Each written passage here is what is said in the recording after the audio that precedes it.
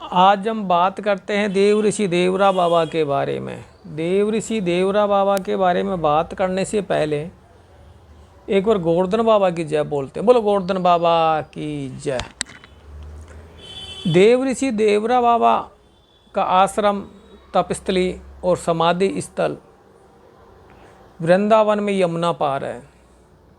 बाबा के आश्रम में जाने के लिए वृंदावन में यमुना मैया पार करने के लिए पहले पीपा पुल हुआ करता था, तो पैदल ही हम जाया करते थे, यानी मैं पैदल ही जाया करते थे।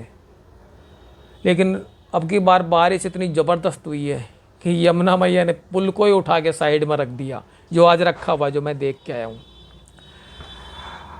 बाबा के बारे में बात करने से पहले इस साल की दिवाली के बारे में बात करते हैं। इस साल दीपावली मुझे मनाने का बाबा के आश्रम में अवसर मिला, सौभाग्य में मेरा। वैसे देखा जाए तो हर गृहस्थ को एक दीपावली अपने जीवन में ऋषि आश्रम में अवश्य मनानी चाहिए। इस साल मैं धनतेरस को बाबा के आश्रम में शाम को चला गया था। धनतेरस मनाई मैंने, छोटी दिवाली मनाई, बड़ी दिवाली मनाई। 3-4 दिन का प्रोग्राम मैंने बाबा के आश्रम में ही मनाया, और गोवर्धन जी के निजी स्थान पे। जब मैं धनतेरस को गया बाबा के आश्रम में, यमुना मैया नाव के द्वारा पार करके, शाम को 6-7 बज रहे थे। तो बाबा के आश्रम में बाबा के ही शिष्य श्री देवदास जी वहाँ मौजूद थे। उनके दर्शन किए, उनसे आशीर्वाद लिया।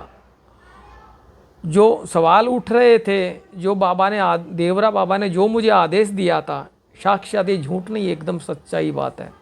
स्वप्न दर्शन देकर जो आशीर्वाद, बोलता हुआ आशीर्वाद दिया था, वो मैंने देवदास जी से अपनी बातें रखी, और देवदास जी ने मुझे उसका बताया, उसके बारे में बताया, आशीर्वाद दिया। जब धनतेरस को शाम को मैं देखा तो पूजा का टाइम हो रहा था, और हवन होने के लिए हवन बनाया हुआ था। वो देखा तो वहाँ पे अंग्रेज। मैं गृहस्थ में अकेला नहीं था, कम से कम 100 आदमी, 100 गृहस्थ होंगे कम से कम, गृहस्थ हो। आश्रम के लोग तो अलग ही थे, आश्रम के लोग भी हैं थे काफ़ी, क्योंकि आश्रम में काफ़ी काम हो, गौशाला भी है, पशु पक्षियों का भी है, वृक्ष भी है, बंदरों का, हर तरह के जीव जंतु हैं वहाँ पे। गौशाला भी है। बड़ी खुशी की बात यह है, बाबा के आश्रम में रुकने की कोई दिक्कत नहीं है। बाबा से, देवदास जी से ने मेरे को रुकने की व्यवस्था कराई मेरी, और वहीं पे मैं 3-4 दिन रहा। मैंने देखा कि अंग्रेज़, वहाँ पे अंग्रेज़ थे, अंग्रेज़ यानी औरतें भी थी, तो लेडीज़ भी, जेंट्स भी थे, और सब 35 साल से नीचे ही होंगे, या नौजवान ही थे। और भाई उनको जब देखा मैंने, तो उनकी जो भक्ति देखी, तो हमारी भक्ति तो उनके सामने कुछ भी नहीं है। उनका जप करने का, भजन करने का तरीका, पूजा पाठ करने का तरीका, हवन करने का तरीका, ऐसे जैसे कि प्रशिक्षित हो, यानी उनको शिक्षा मिली हुई हो इस चीज़ की। हम तो उसके मुकाबले अपने आप में, मैंने कहा कुछ भी नहीं। हालांकि मुझे भी हवन करने का अवसर मिला, भजन करने का भी, पूजा पाठ करने का भी, दीप जलाने का भी। दीपों की बात करें तो दीपावली में देवदास जी ने 5100 दीपों की रख रखी थी। तो 5100 दीप तो बड़ी दिवाली के दिन जलाए गए थे। जो यमुना मैया भी पास में ही है, यमुना मैया में भी रखे, पेड़ पौधों में भी, बाबा के आश्रम में, बाबा के समाधि स्थल में भी। इस तरह से दीपावली का त्यौहार 4 दिन तक बड़ी हंसी खुशी से, हर्षोल्लास से मनाया गया। घर से भी अच्छा मनाया गया। संतों के पास तो भैया आशीर्वाद होता है, बहुत कुछ होता है। तो बाबा के, ये तो हुई बाबा की समाधि के बारे में बात करते हैं। बाबा ने समाधि के 6 महीने पहले ही कह दिया था कि इस साल मैं योगिनी एकादशी को अपने देह त्यागूंगा, समाधि लूँगा। और उन्होंने योगिनी एकादशी यानी 19 जून 1990 को बाबा ने समाधि ली, शरीर को त्यागा, और यमुना मैया में उन्होंने जल समाधि दी गई थी। अब बाबा के बारे में बताते हैं। बाबा एक तो कभी अंजल का उन्होंने सेवन नहीं किया। बाबा दूध और शहद कभी कभार लेते थे, वो भी रोज़ नहीं लेते थे, दूध और शहद। बाबा हमेशा ज़मीन से ऊपर रहते थे, मचान बना रखे थे, मचान पे ही रहते थे। बाबा कभी हाथ से आशीर्वाद नहीं दिया, हमेशा पैर ही से ही आशीर्वाद दिया। बाबा की मचान में कभी कुछ नहीं रहता था, पर जब भी कोई जाता था तो मचान में से ही कुछ फल फ्रूट जो भी मेवा जो भी कुछ देना होता वो मचान के ऊपर से ही ऐसे ही दे दिया अगर, जबकि मचान पे कुछ भी नहीं होता था।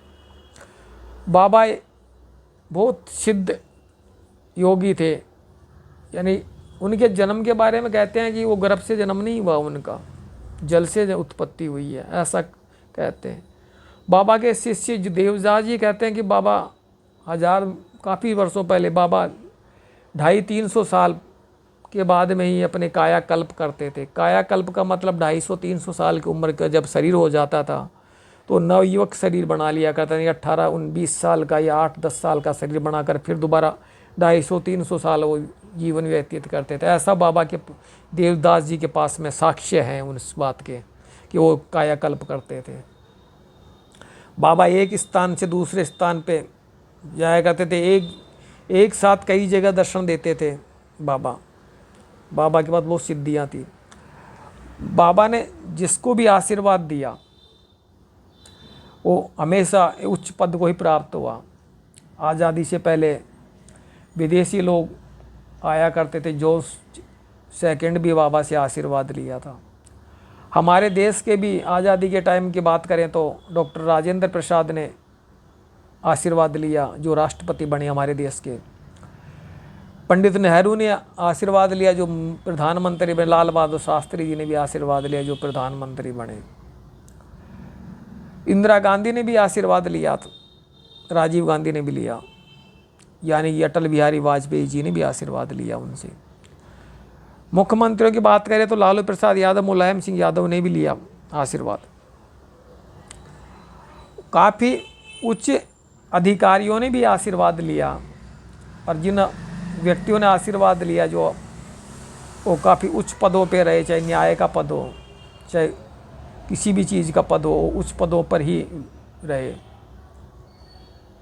बाबा की बात करें तो अगर हमारे विश्व हिंदू परिषद के अशोक सिंघल जी ने भी बाबा से आशीर्वाद लिया। राम मंदिर के बारे में पूछा गया तो बताया कि ये विधिवत बनेगा, यानी विधि का मतलब ये न्याय संगत बनेगा। और वो बाबा के बारे में अगर बात करें तो जैसे कि हम जब गांव में छोटे थे, जब गांव में कहते थे कि एक बाबा लात मारता है।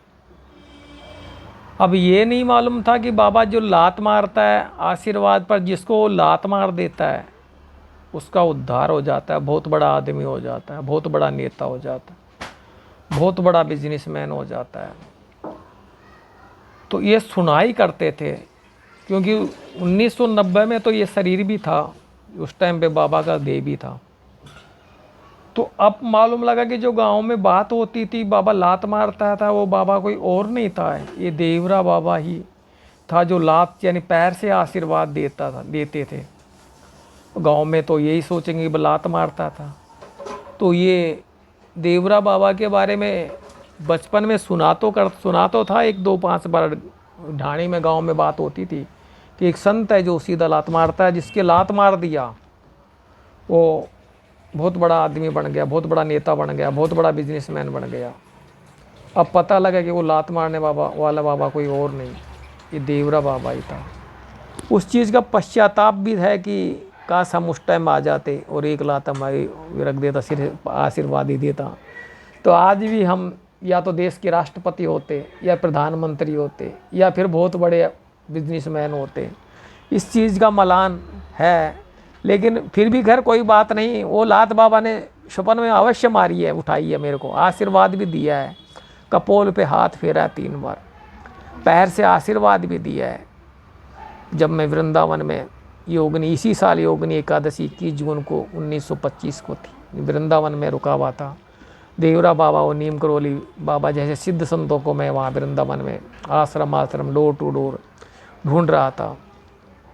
उसी रात बाबा ने मेरे को सपन दर्शन देकर पैर से आशीर्वाद दिया, सीधे हाथ की कनपट्टी पे, और फिर उठा के सिर के कपोल पर 3 हाथ पर फिर बोला कि तेरा भाग्य परिवर्तित हो जाएगा। ये बात है इसी साल की योगनी एकादशी की है, और इस फलस्वरूप मैं बाबा के दर्शन करने गया, और ये मेरा वो सौभाग्य मिला।